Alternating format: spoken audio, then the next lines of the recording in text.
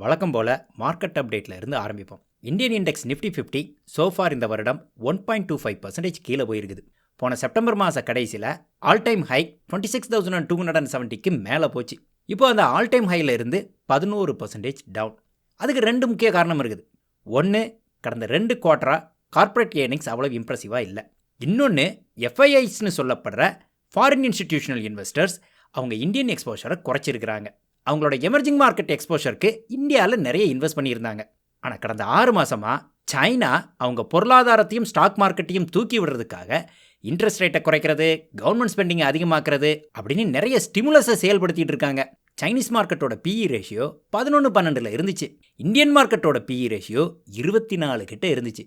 Chinese government stimulus பேக்கேஜை announce பண்ண உடனே இந்த எஃப்ஐஐ இன்வெஸ்டர்ஸ்க்கு சைனா ஒரு ரிஸ்கியான இன்வெஸ்ட்மெண்ட்டாக இருந்தாலும் ஸ்டிமுலஸ் ஹெல்ப் பண்ணும் அப்படின்னு அவங்க எமர்ஜிங் மார்க்கெட் எக்ஸ்போஷருக்கு இந்தியாவிலேருந்து ஒரு பங்கை சைனாவுக்கு மூவ் பண்ணுறாங்க. அந்த மூவ்மெண்ட்டோட பாதிப்பை தான் இந்தியன் ஸ்டாக் மார்க்கெட்டில் நாம் இப்போ பார்க்குறோம். இந்தியன் மார்க்கெட் 11% பீக்கில் இருந்து கீழே போயிருந்தா, அதே பீரியடில் சைனீஸ் மார்க்கெட் 25% பாட்டமில் இருந்து மேலே வந்துருக்குது. US market index S&P 500 so far 4% கீழே போயிருக்குது. அது கம்மி மாதிரி தெரியுதுல்ல. டெய்லி ட்ரம்ப் போடுற டாரிஃப் ட்வீட்டுக்கு மார்க்கெட் சர்வசாதாரணமாக மேலேயும் கீழேயும் போயிட்டு இருக்குது. அந்த வாலட்டிலிட்டிக்கு இன்னும் நிறைய கீழே போயிருக்கும் அப்படின்னு நாம் நினைக்கிறோம். But it's just 4% so far. இதுக்கே எனக்கு நிறைய மெசேஜ். என் ஃப்ரெண்ட்ஸ் எல்லாரும் வித்துட்டு இருக்காங்க, நானும் வித்துறவா? நியூஸ் எல்லாம் பார்த்தா ரொம்ப பயமாக இருக்குது அப்படின்னு நிறைய கேள்விகள். ஆல் டைம் ஹையிலிருந்து ஜஸ்ட் 8% தான் கீழே போயிருக்குது. அதுக்கு முன்னால் எல்லோருக்கும் அவ்வளோ டென்ஷன். 10% கீழே போகிறதெல்லாம் மார்க்கெட்டில் சர்வசாதாரணமாக நடக்கிற விஷயம். ஆன் ஆவரேஜ் இது 1.5 வருஷத்துக்கு ஒரு தடவை நடக்கக்கூடியது. இதுக்கெல்லாம் டென்ஷன் ஆகிற ஆளாக நீங்கள் இருந்தால் ஸ்டாக் மார்க்கெட் உங்களுக்கு ஏற்றது இல்லை. குளோபல் ஃபைனான்ஷியல் கிரைசிஸ் டைமில் 50%க்கு மேலே மார்க்கெட் கீழே போச்சு. அதெல்லாம் 50 வருஷத்துக்கு ஒரு தடவை நடக்கிற விஷயம்னாலும் எட்ஜ் கேஸில் அப்படி நடக்கலாம்னு நாம் எதிர்பார்க்கணும். இதுக்கெல்லாம் டென்ஷன் ஆகக்கூடாது. நான் எப்போதும் சொல்கிற மாதிரி மார்க்கெட் கீழே போனால் சீப்பாக வாங்கிறதுக்கு நல்ல வாய்ப்பு கிடைக்கிது அப்படின்னு சந்தோஷப்படுங்க. பயந்து வித்துட்டு வெளியே வராதிங்க. யாராலையும் மார்க்கெட் டைரக்ஷனை ப்ரிடிக்ட் பண்ண முடியாது. Always stay invested. ஏற்றமோ இறக்கமோ we have to ride it through. S&P 500 4% கீழே போயிருக்குதுன்னா, நாஸ்டாக் 100 கிட்டத்தட்ட 6% கீழே போயிருக்குது. அன்சர்டனிட்டி டைம்ஸில் டெக் ஸ்டாக்ஸ் எப்போவுமே நல்லா அடி வாங்கும். நமக்கு அது தெரிஞ்ச விஷயம்தான். அதனால் டெக் ஹெவி இண்டெக்ஸ் நாஸ்டாக் 100 6% கீழே போனதில் பெரிய ஆச்சரியம் இல்லை. ஸ்மால் கேப் இண்டெக்ஸ் ரசல் 2000 8% கீழே போயிருக்குது. ஹை க்ரோத் ETF ARKK இப்போ தான் கொஞ்சம் கொஞ்சமாக தலை தூக்குற மாதிரி தெரிஞ்சுது. இப்போ மார்க்கெட்டில் அன்சர்டனிட்டி வந்த உடனே மறுபடியும் தலையில் அடித்து அதை உட்கார வச்சாச்சு. 9% down. India and US market தான் இப்படி அடி வாங்கிட்டு இருக்குதே தவிர மிச்ச எல்லா வேர்ல்ட் மார்க்கெட்டும் டூயிங் குட். சைனீஸ் இண்டெக்ஸ் கை கொடுக்க எமர்ஜிங் மார்க்கெட் இண்டெக்ஸ் 7% மேலே வந்திருக்குது. பாண்ட் இண்டெக்ஸ் 2% மேலே போயிருக்குது. தங்கம் இந்த வருஷம் சக்க போடுது. சோஃபார் 15% மேலே போயிருக்குது. டாரிஃப் பிரச்சனை தீவிரமாக எல்லோரும் சேஃப் ஹேவனான தங்கத்தை பார்த்து ஓடுறது தெரியுது. பிட்காயின் எப்போவுமே தங்கத்தை பீட் பண்ணி மேலே போயிட்டு இருக்கும். பட் இந்த வருஷம் சோஃபார் 9% down. US government crypto currency reserve form பண்ண போகிறாங்க அப்படின்ன உடனே பிட்காயின் ப்ரைஸ் $100,000 மேலே போச்சு. எல்லோரும் எதிர்பார்த்த மாதிரியே கிரிப்டோ கரன்சி ரிசர்வ் அனௌன்ஸ்மெண்ட்டும் வந்துச்சு. ஆனால் இதில் நாங்கள் பிட்காயின் எல்லாம் வாங்க போகிறதில்ல, இல்லீகல் ஆக்டிவிட்டீஸில் சீஸ் பண்ணின பிட்காயின்ஸை மட்டும்தான் இதில் நாங்கள் ஹோல்ட் பண்ணுவோம் அப்படின்னு சொல்லிட்டாங்க. கிரிப்டோ மார்க்கெட்டுக்கு அது பெரிய டிசப்பாயின்மெண்ட். ஆனாலும் கிரிப்டோ மக்கள் அசரலையே. இந்த வருடம் முடிவில் 150Kக்கு போகுது. 2030 $1.5 மில்லியன் போகுது அப்படின்னு இன்னும் ஆங்காங்கு குரல்கள் கேட்டுக்கிட்டு தான் இருக்குது.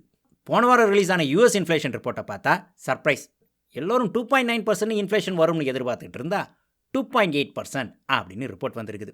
ரியல் டைம் இன்ஃப்ளேஷன் டேட்டாவை ட்ராக் பண்ணுற ட்ரூஃப்ளேஷனை பார்த்தா இன்ஃப்ளேஷன் இன்னும் சிக்னிஃபிகண்ட்டாக கீழே போயிட்டே இருக்குது. இப்போ அது 1.7% இருக்குது.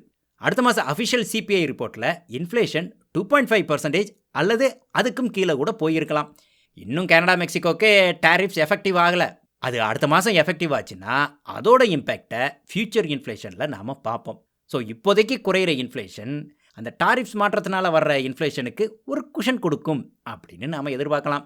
இன்ஃப்ளேஷன் இப்படி கொஞ்சம் கொஞ்சமாக கண்ட்ரோலுக்கு வர்ற மாதிரி தெரிஞ்சாலும் டாரிஃப்ஸுங்கிற ஒரு அன்னோன் இருக்கிறதுனால ஃபெடரல் ரிசர்வ் இன்ட்ரெஸ்ட் ரேட்டை குறைக்கிறதுல அவ்வளோ ஆர்வம் காட்டலை. இந்த வாரம் நடந்த மீட்டிங்கில் ஃபெட் ஃபண்ட்ஸ் ரேட்டை அதே பழைய 4.25 to 4.5%லேயே விட்டுருக்காங்க. இந்த வருடம் 2 இன்ட்ரெஸ்ட் ரேட் கட் எதிர்பார்க்கலாம் அப்படின்னு சொல்லியிருக்காங்க. ஆனால் அது டாரிஃப்ஸோட இம்பேக்டை பொறுத்து மாறலாம். ஃபெட் சேர்மன் ஜெரோம் பாவல் என்ன சொல்கிறாருன்னா, மக்களுடைய சென்டிமெண்ட் தான் பொருளாதாரத்துக்கு மேலே வீக் ஆகிக்கிட்டே போகுதே தவிர அதோட ப்ரூஃபை இன்னும் நாங்கள் டேட்டாவில் பார்க்கல. யூஎஸ் பொருளாதாரம் சோஃபார் ஸ்ட்ராங்காக தான் இருக்குது அப்படின்னு சொல்லியிருக்கிறார். லேட்டஸ்ட் ஜாப் ரிப்போர்ட்டை பார்த்தோம்னா 151,000 ஜாப்ஸ் ஆட் ஆகியிருக்குது. இன்னும் டோஜோட இம்பேக்ட் இதில் வரல. அடுத்த மாத ரிப்போர்ட்டில் அதோட இம்பேக்ட் தெரியலாம். இன்ஃபர்மேஷன் செக்டாரில் பெரிய மாற்றம் இல்லை போல். செக்டார் பிரேக் டவுனில் இன்ஃபர்மேஷனை காணும். ஆனால் சாஃப்ட்வேர் டெவலப்மெண்ட் ரோல்ஸோட ஜாப் போஸ்டிங்ஸ் இப்போ மார்க்கெட்டில் சிக்னிஃபிகண்ட்டாக கீழே போயிருக்குது. கோவிட்க்கு அப்புறம் வந்த அந்த அசுர வளர்ச்சி இப்போ டோட்டலாக கீழே போய் கோவிட் லோ கிட்ட இருக்குது. யூஎஸ் மட்டும் இல்லை, உலகம் பூரா இதே கதை தான். மற்ற ஜாப் லிஸ்டிங்ஸும் ஸ்லோவாக இருக்குது. ஆனால் கோவிட் லோவுக்கு எல்லாம் போகலை. சாஃப்ட்வேர் டெவலப்மெண்ட் ரோல்ஸ் மட்டும்தான் அவ்வளோ தூரம் கீழே போயிருக்குது.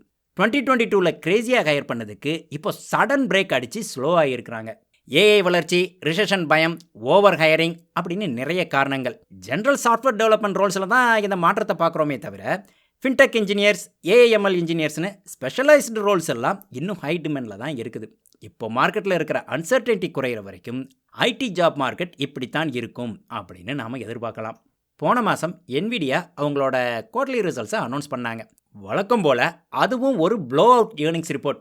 அவங்க 37.5 பில்லியன் ரெவன்யூ கைடன்ஸ் கொடுத்துருந்தாங்க. நான் 40 பில்லியன் எதிர்பார்த்தேன்.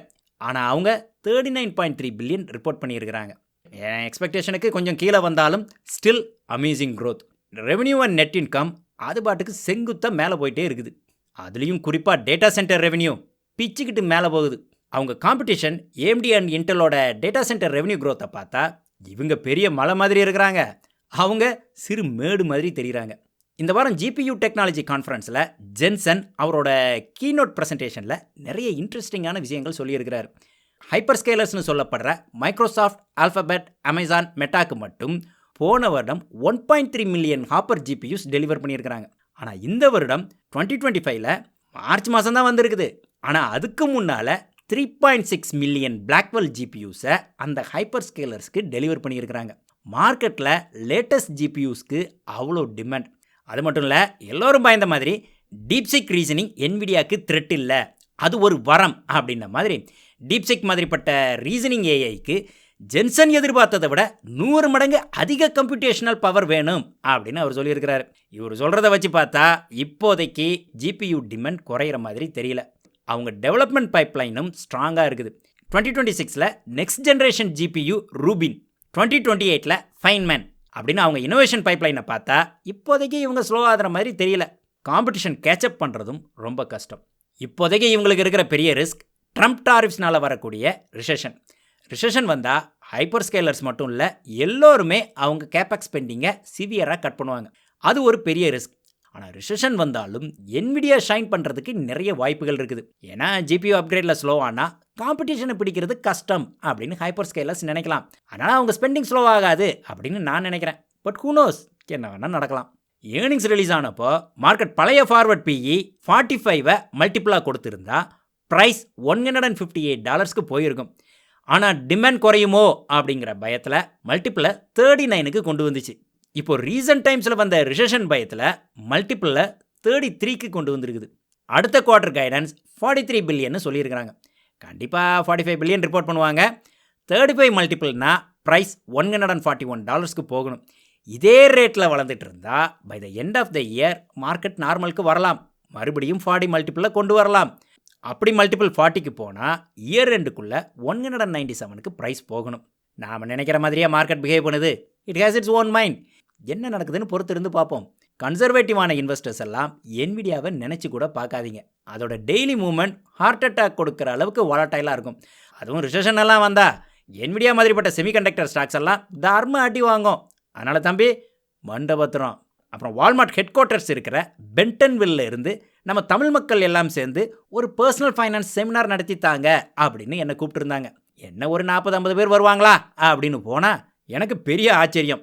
கிட்டத்தட்ட ஒரு 150 பேர் அந்த செஷனுக்கு வந்திருந்தாங்க. 4 மணி நேரத்துக்கு மேலே போச்சு அந்த செஷன்.